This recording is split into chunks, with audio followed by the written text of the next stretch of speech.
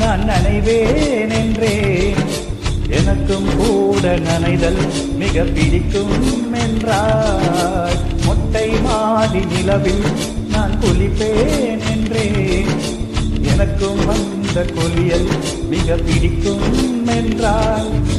சுகமான குரல் யார் என்றால் சுஷீலாவின் குரல் என்றேன்.